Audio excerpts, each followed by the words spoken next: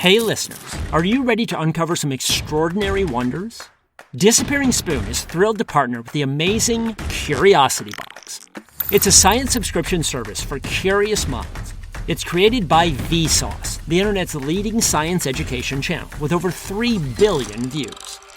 This season's box is packed with goodies that will fascinate and inspire you. Challenge yourself with a magnetic shadow alphabet puzzle. Piece it together to spell out the alphabet using only the letter shadows. Or discover the picture pot, where art and mathematics merge into a colorful, creative masterpiece. It is fun and educational. And the highlight, a sample of recreated Martian soil.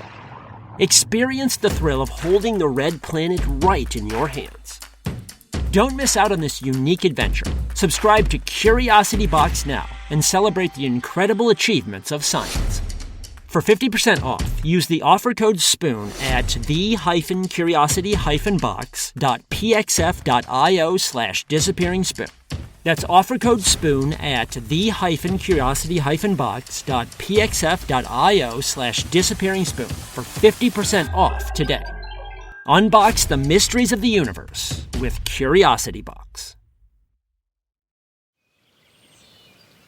The two doctors flipped a coin.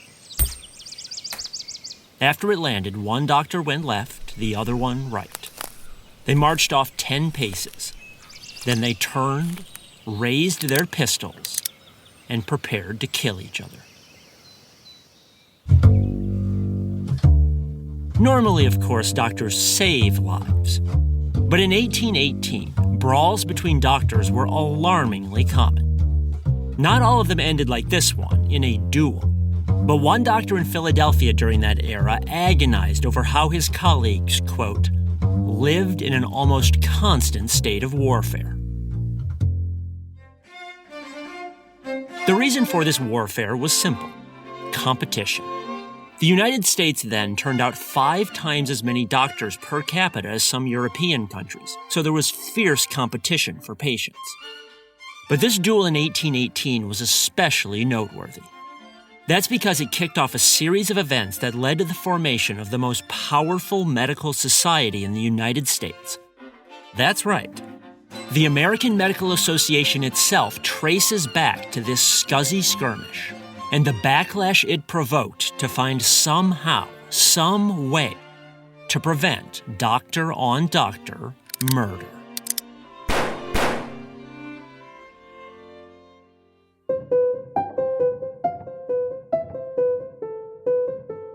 From the Science History Institute, this is Sam Keene and the Disappearing Spoon, a topsy-turvy, science-y history podcast, where footnotes become the real story.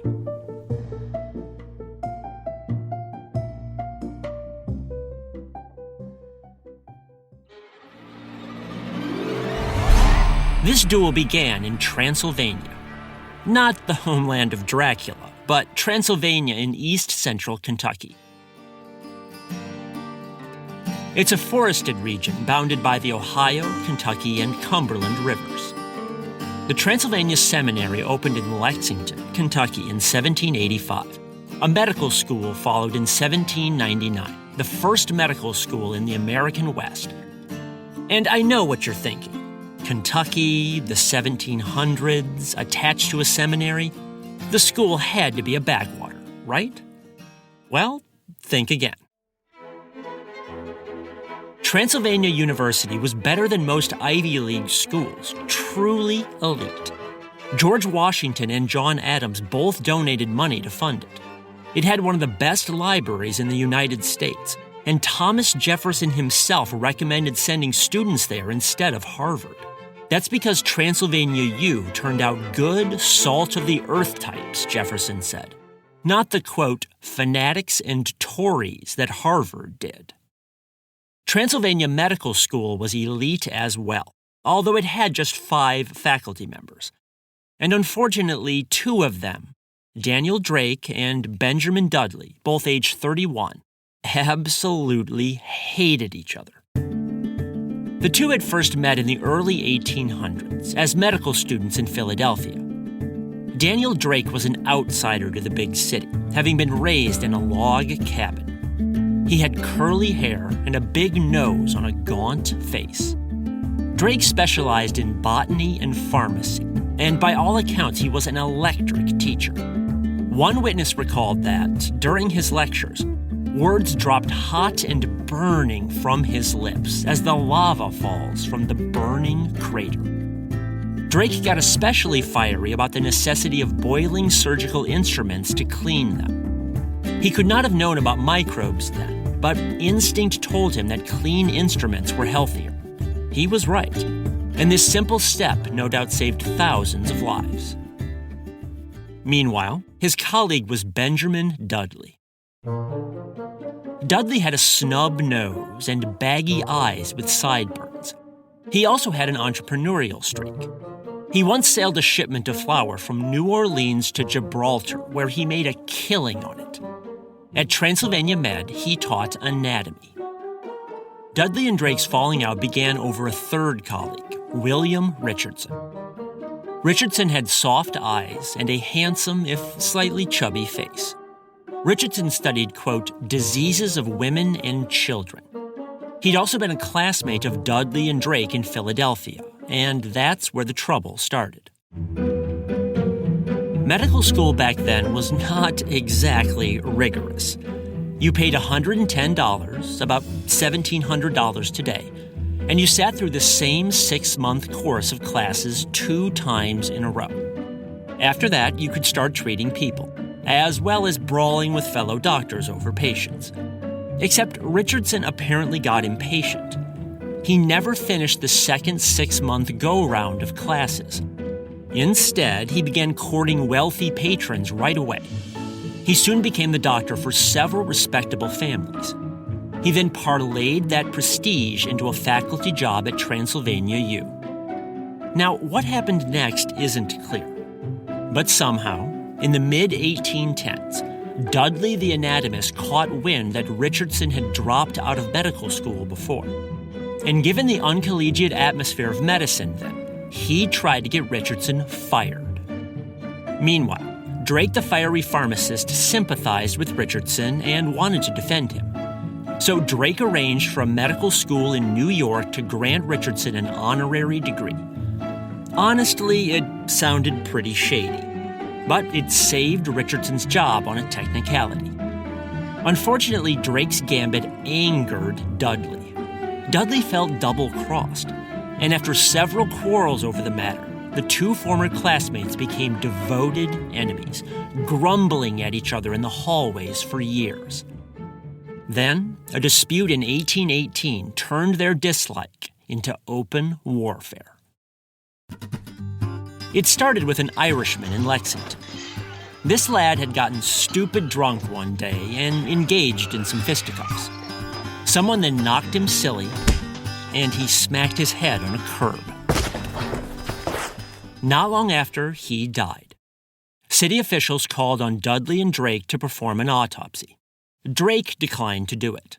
He was traveling that week and did not have time. So Dudley the anatomist did the autopsy alone. He examined the Irishman's swollen brain and declared that this was what had killed him. Pretty straightforward. Or so he thought. Drake soon came back from his travels, and although he had not even been in the state at the time, he publicly accused Dudley of botching the autopsy. We don't know exactly why Drake called Dudley out, but one historian ventured a guess. As an anatomist, Dudley needed dead bodies to dissect in his classes. Usually this involved buying bodies from grave robbers, a dirty business. So with the dead Irishman, perhaps Dudley saw an opportunity. It seems that he did examine the Irishman's brain, but only the brain. He kept the rest of the body intact for his anatomy class. This prevented him from having to buy another body on the black market. So his enemy Drake might simply have been pointing out, correctly, that you can't determine how someone died by examining the brain alone. You have to look at the whole body. Therefore, in skipping the full autopsy and helping himself to the body, Dudley had neglected his duty. These were serious charges. As I explain in my book, The Ice Pick Surgeon, anatomists were regularly beaten, jailed, or whipped with wires for taking bodies. So Drake was both damning Dudley's professional reputation and possibly inciting mob violence against him. And Dudley did not take this accusation lying down. He fired back in print. Drake then answered Dudley. And like a modern Twitter war, the two doctors began exchanging sharp words in pamphlets and newspaper articles. In them, Dudley accused Drake of plotting to defect to another medical school. Drake in turn called Dudley an ignoramus, a bully, and a liar. Probably a poltroon, too. Obviously, Dudley could not stand for this. He challenged Drake to a duel. In the early 1800s, duels were fairly common in the South. At their peak, New Orleans had 3 to 4 duels every single day. You had members of Congress shooting at each other, future governors, everyone. Even life-saving doctors joined in. One especially wild duel took place in Jamaica in 1750. It involved sword fights, ambushes, insult poetry, and a mysterious blood disease. You can hear all about it in a bonus episode at patreon.com/disappearingspoon. But to stick to the Transylvania story, Dudley challenged Drake to a duel. Drake, however, thought the whole Southern honor thing was pretty stupid. He refused to take part. And that's when this story took a dramatic twist. You see, when Drake said no, his colleague William Richardson stepped forward. Remember, Drake had once saved Richardson's job by arranging for the dubious honorary medical degree. Now, Richardson would return the favor and defend Drake's honor by taking his place in the duel. Dudley said, good enough. He wanted to shoot both bastards anyway. The two agreed to a date in August 1818. Each man would have a second, and another doctor would be on hand to handle any injuries. The duel took place a few miles north of Lexington, near the county line. Why there? Because duels were technically illegal. So if the sheriff of one county caught wind of it, Dudley and Richardson could just scoot 20 feet over the line into the next county. The sheriff there would lack jurisdiction, and the duel could proceed. Now, it's likely that neither doctor had much experience with guns. And back then, pistols were difficult to aim. But Dudley was determined to have the upper hand. For his anatomy classes, Dudley relied upon a grave robber named Christopher Columbus Graham. As a lowlife, Graham knew his way around a pistol. So he started training Dudley on how to shoot. To practice, they would actually stand in Dudley's house and shoot bullets across his widest room. Dudley soon got pretty good. Graham also knew some tricks. He tore all the shiny buttons off Dudley's green overcoat, so Richardson had nothing to aim at.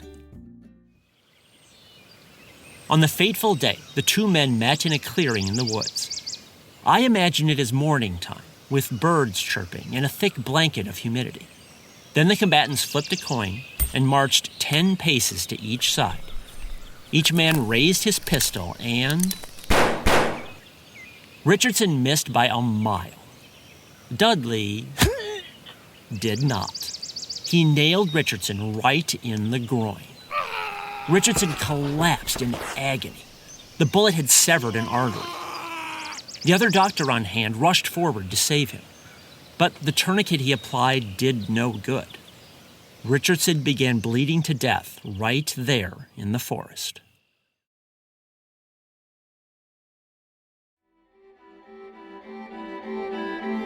When word of this atrocity reached town, the incident scandalized Lexington. Doctors shooting each other? The next day, dozens of citizens marched on City Hall to outlaw this barbaric practice. Other doctors were outraged too. In fact, the very next year, a Lexington doctor founded an organization to halt violence among physicians. He called it the Kappa Lambda Society. In some ways, Kappa Lambda was simply a boys' club, a frat. Membership was top secret. In fact, members acknowledged each other only through a secret code word. That word was primitive, which they awkwardly shoehorned into conversations. "Say, looks like primitive weather today." Or maybe, "Lord, I am hungry. I could eat a primitive horse." But however dumb this all sounds, Kappa Lambda worked.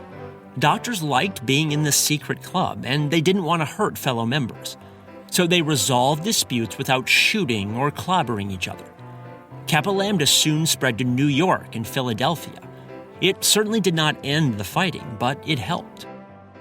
The only problem was the Freemasons. Let me explain. In 1826, a man in northern New York State tried to publish a book exposing the Freemasons as dastardly villains. Except he never got the chance. First, the printing shop mysteriously burned down. Then 4 men grabbed the man one night and shoved him into a yellow carriage. Not long after, a mutilated body was found in a nearby river. The police never arrested any culprits, but it didn't exactly take Sherlock Holmes for everyone to figure out that the Masons were behind this. And for whatever reason, this local scandal exploded nationally. It sparked anti-Mason fury across the country, with suspected Masons suffering regular beatings. Pretty soon, people began lashing out at other secret societies as well. You've heard of Phi Beta Kappa, the College Honor Society? Well, it started as a secret society at East Coast universities. But during the anti-Mason violence, its members swallowed hard. The fun of being in a secret club did not seem worth their lives. Shortly afterward, Phi Beta Kappa transformed into the harmless, open academic society of today. The secret Kappa Lambda Society came under scrutiny as well. Every time a member mentioned some primitive clock tower or whatever, the eyes of passerbys went wide with fear. In Philadelphia, medical journals began foaming at the mouth about certain hospitals being overrun with Kappa Lambdas. Accusations flew left and right. People also named names in New York, and lists of members were printed and posted. It was just like people outing communists in the 1950s. Doctors across the country quickly began dropping out of Kappa Lambda. It was not worth their careers. Still, many of these doctors had seen the value of the club. It tamped down on duels and other violence. So some physicians began calling meetings in the mid-1840s to discuss starting another club, an open one. Finally, in 1847, they built on the ruins of Kappa Lambda to found the American Medical Association. Now, they founded the AMA for several reasons. One was regulating quack treatments, which were flourishing then. But beyond those medical concerns, the association's constitution explicitly addressed the need to, quote, foster friendly intercourse between doctors. Today, the AMA is a powerhouse, one of the most respected institutions in the world. Ultimately, though, we can trace its origins back to that bloody, low-down duel from 1818. So then what happened to the people involved in that duel? Well, Drake and Dudley, the original antagonists, they never reconciled. But Dudley and Richardson? That's another story. Remember, Dudley plugged Richardson in the groin, severing an artery. Blood was spurting everywhere. And the extra doctor on hand could not stop the bleeding, even with a tourniquet. But seeing his colleague soaked in blood, writhing in agony, somehow thawed Dudley's heart. After all, Richardson had been brave to step forward and accept the challenge for another person. So Dudley stepped forward himself, leaned down, and asked if he could help. Richardson nodded weakly. Dudley then used his expertise in anatomy to apply some pressure with his thumb at just the right spot. A minute later, the geyser of blood slowed and then stopped for good. This bought just enough time, and the other doctor tied the artery off. Dudley had saved Richardson's life. Sadly, this was not enough to save the Transylvania Medical School.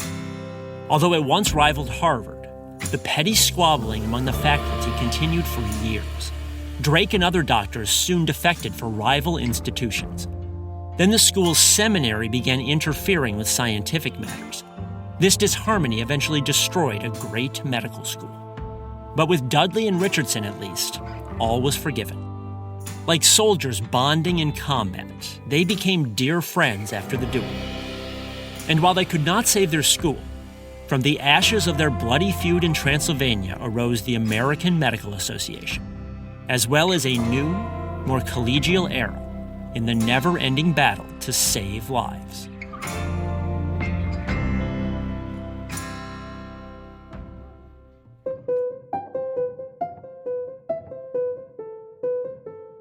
This is the Disappearing Spoon podcast, brought to you by the Science History Institute.